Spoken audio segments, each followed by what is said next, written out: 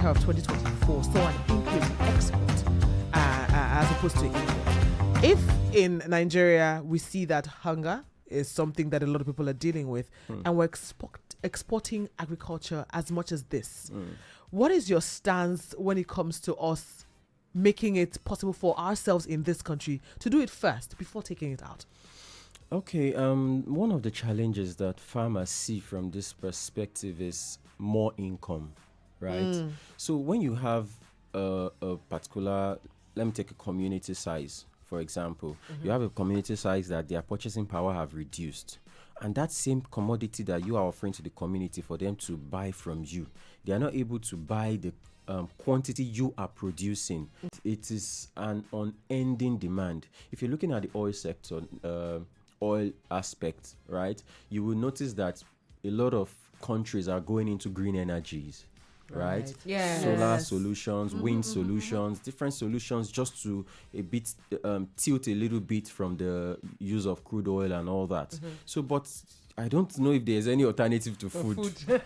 I don't know if there's any alternative to agriculture. Well, knowing that right now people are producing, literally generating meat from the labs right now. Then That is scary. meat. It is. They're That is generating scary. meat, not from meat, but from the labs. That's a little tricky. You know, options are coming. Yeah, options are coming, but We're not still, going to taste like the real thing. Oh, of the, course. the thing is, it's not going to taste like the real thing. And again, a lot of people are getting, their eyes are opening to the adverse effects of these things, right?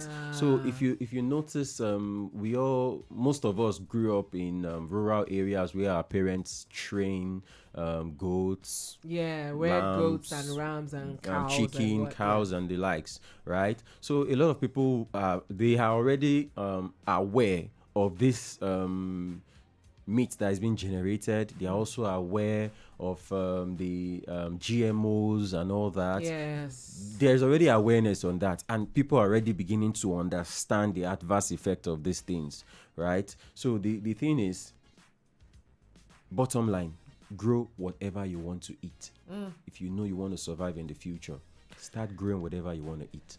I am a buff. Exactly. I was just I about to am say a YouTube buff for, like, if you open my YouTube page right now, first thing you see is the little farms, those people farming and harvesting. I doom scroll on it. Like, I just enter and that's it. I'm lost.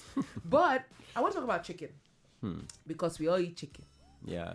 And all the chicken that they are giving us, all this frozen chicken that they are giving us now.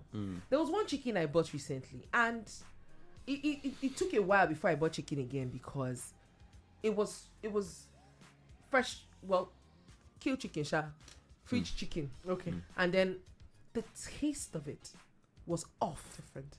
And I'm finding that, they're becoming really off. I'm beginning to watch it, when you're watching all these food shows, you see them putting lemon and vinegar to actually wash the chicken. We never had to do that. But it's looking like we're beginning to, if you want to eat your chicken and feel like it's safe, and you now start considering that option. What's happening with our chicken?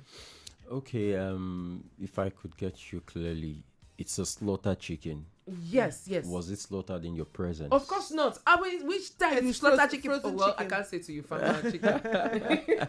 So the thing is, well, most of our chickens, of course, we know it comes from the border, the frozen chicken stores.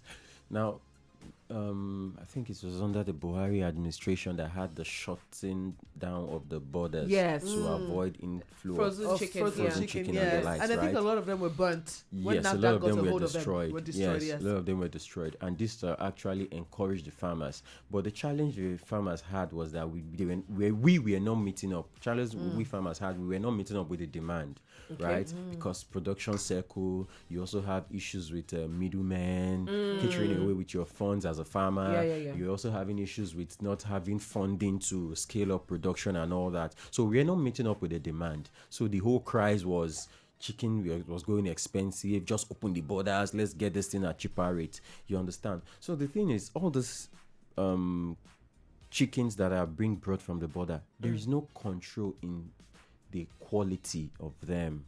The food security aspect is not being considered. What's being considered is demand. Let's just supply let's just supply the market. You understand? So that is not being considered, right? So I'm an advocate for organic poultry farming. Okay. In fact, in my farm, right, my chickens, I do not give them synthetic medications. Okay. Right, I'm always with the herb thing because I learned that from my mom. Right, I'm always with the herb thing. What really encouraged me into going to chicken poultry was my mom. Right. Okay, we're going to hold that thought because we want to talk about mommy a lot. Yes, yes. We're going to be right back. Don't go anywhere. All right. Super FM 92.7. Something to tell you. One radio.